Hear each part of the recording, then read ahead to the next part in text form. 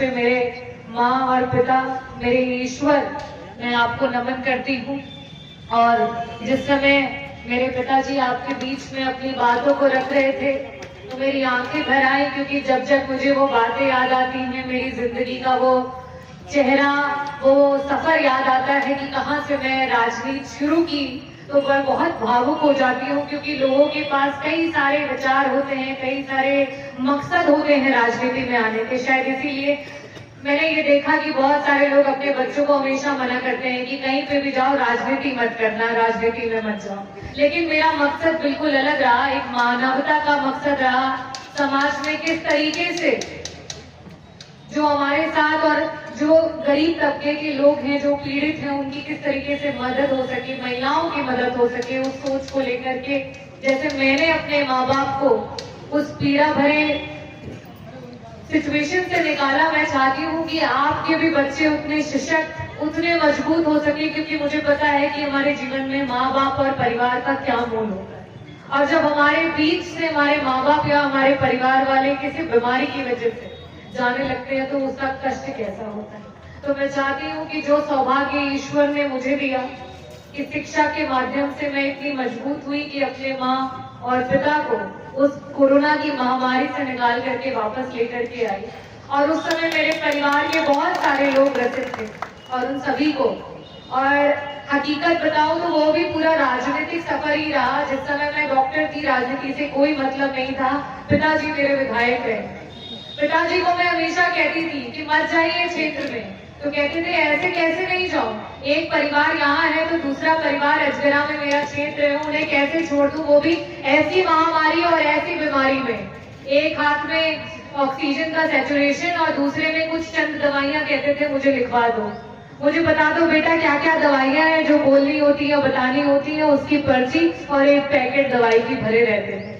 जब क्षेत्र में जाते थे पूछते थे सब ठीक है, जहां से खांसने की आवाज आए, जहां से कोई बोले अरे बुखार आ रहा है, तुरंत अंदर पहुंच जाते थे, ऑक्सीजन सैचुरेशन लगाते थे। उसके बाद हम तीनों बहनें डॉक्टर हैं, जो खाली रहे उसे फोन कर देते थे, बोलते थे देखो ये स्थिति है, बता दो क्या दवाई देनी। इस तरीके से ना जाने कितने लोगों का इन्होंने खुद वहां पहुंच करके समय पे चिकित्सा दवाई पहुंचाई है। शायद उसी का आशीर्वाद है कि आज मैं विधायक के रूप में मछली शहर की जनता के बीच में हूं। तो वाकई ईश्वर का रूप है मेरे माता पिता। और इस जन्म क्या, अगर और भी जन्म होते हैं तो मैं हर जन्म में चाहूंगी कि मुझे यही माता पिता के रूप में मिले और इनका आशीर्वाद हर जन्म में मेरे साथ इसी तरीके से रहे। जिस समय विधायक बनी थी उस समय एक सपना देखा था। सपना ये देखा था कि कम उम्र के लोग, छोटी बीमारियों के लोग, ग्रामीण अंचल में जहाँ रोड नहीं है, जहाँ तक एम्बुलेंस पहुंच नहीं पाती है, वहाँ के लोग कहीं ऐसा ना हो कि स्वास्थ्य सुविधा ना होने के कारण दम तोड़े। और उस सपने को पूरा करने के लिए पूरी मेहनत कर रही हूँ, पूरी कोशिश कर रही हूँ। आज विपक्ष में हूँ, विपक्ष की विधायक हूँ। आज मेरे हाथ में यही है कि मैं अपनी महिलाओं की आवाज को सशक्त करूं, अपने युवाओं की आवाज को सशक्त करूं, अपने किसानों की आवाज को सशक्त करूं। और मैं पूरी कोशिश करती हूँ कि जब जब विधानसभा में खड़ी हूँ वहां रागिनी सोनकर खड़ी ना हो, वहां मछली शहर विधानसभा खड़ा हो। और जब जब वहां खड़ी हूँ तो सिर्फ एक विधायक के रूप में ना खड़ी हूँ, पूरे उत्तर प्रदेश के महिलाओं के, युवाओं के, किसान के और पूरे पीडीए की आवाज के रूप में खड़ी हूँ कि आपको आपका हक मिल सके। ये अस्पताल, मैं जैसे कहते हैं ना कि पिक्चर अभी बाकी है मेरे दोस्त, तो ये एक शुरुआत है, ये आगाज है, ये एक छोटी सी पहल है कि पहले तो सिर्फ एक मोतियाबिंद के ऑपरेशन की वजह से हमारे ग्रामीण अंचल के लोग अपने आप को सोचते हैं कि अब मैं कभी नहीं देख पाऊंगा, अब मेरी रोशनी कभी नहीं आ पाएगी।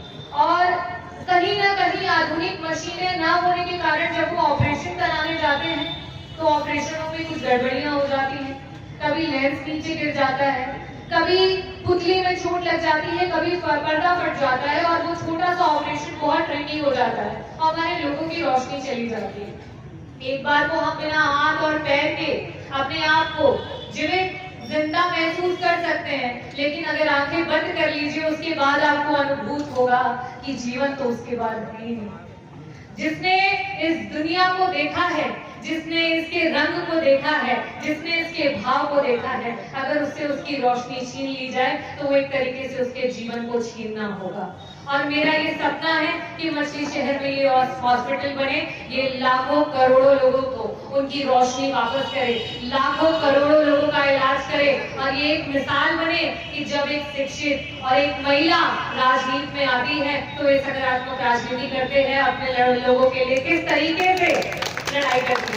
11 दिसंबर को 11 बजे इसी प्रांगण में आप सभी को वापस से आमंत्रित करती हूँ। जितनी भी हमारी ब्लॉक की बहनें हैं, संगनियां हैं, आशाएं हैं, आप लोगों से आमने सामने बात करनी है। जिस तरीके की आप लोगों की असुविधाएं हो रही हैं, उनके लिए क्या निवारण है, क्या किया जा सकता है उसके बारे में। और मैं अपनी तरफ से सिर्फ बतौर विधायक नहीं, मैं ये मानती हूँ कि आप लोगों का जो आप लोग करते हैं, हम सब ऋणी हैं। सिर्फ ये मछली शहर विधानसभा नहीं, पूरा उत्तर प्रदेश और देश जो है आप बहनों का ऋणी है। आप लोग जिस तरीके से मदद करती हैं, तो मैं उसका ऋण तो नहीं चुका सकती, लेकिन आप लोगों के सम्मान के लिए इसी प्रांगण में मैं एक कार्यक्रम करूंगी। और मैं पूरी उम्मीद और आशा रखती हूँ कि मेरी आशा बहनें और संगिनी और साथ ही साथ एएनएम की बहनें, ये कुर्सियां पीछे तक पूरी भरी रहेंगी। आप सब लोग यहाँ पे 11 तारीख को 11 बजे यहाँ उपस्थित रहेंगी। आप लोगों के सम्मान में एक कार्यक्रम में यहाँ पे रखना चाहती हूँ। इसी के साथ मैं आखिरी में यही कहना चाहती हूँ कि आज 14 तारीख को हमने शिलान्यास किया, हमारी बहनें साथ में रही, हमारे नौजवान साथ में रहे, हमारे पिता तुल्य, हमारे बुजुर्ग लोगों का आशीर्वाद साथ में रहा। अगले वर्ष 14 तारीख को हम इसका उद्घाटन करें, इसका आशीर्वाद आप सभी से चाहती हूँ, और ये अस्पताल पूरा फुल फ्लेक्स फॉर्म में चले। अभी तो ये चुनौती थी कि पहले मुझे परमिशन नहीं मिल रही थी कि आप यहाँ पे अगर आई हॉस्पिटल बनाएंगी तो डॉक्टर कहाँ से लाएंगी, पैरामेडिकल स्टाफ कहाँ से लाएंगी, आप इसको कैसे रन करेंगी। मैंने कहा कि देखिए, हमें पहले आवश्यकता को देखना पड़ेगा। आज इस सिचुएशन में हमें सबसे पहले जो आवश्यकता है कि हमारा अस्पताल बने, वहां सबसे अच्छी मशीन आए, उसके बाद दूसरी लड़ाई होगी डॉक्टर्स को लाने की। जब आप डॉक्टर्स बनाएंगे तो डॉक्टर्स अपने आप यहाँ पर आएंगे। तो मैंने सरकार को ये कहा है कि आप मेडिकल कॉलेज से डॉक्टर भेजिए, आप डिस्ट्रिक्ट हॉस्पिटल से डॉक्टर्स भेजिए, लेकिन आपको डॉक्टर्स और पैरामेडिकल स्टाफ भेजने पड़ेंगे। अगर अस्पताल समाजवादी बना रहे हैं तो जिनकी भी सरकार है वो अस्पताल उनको चलवाना ही पड़ेगा।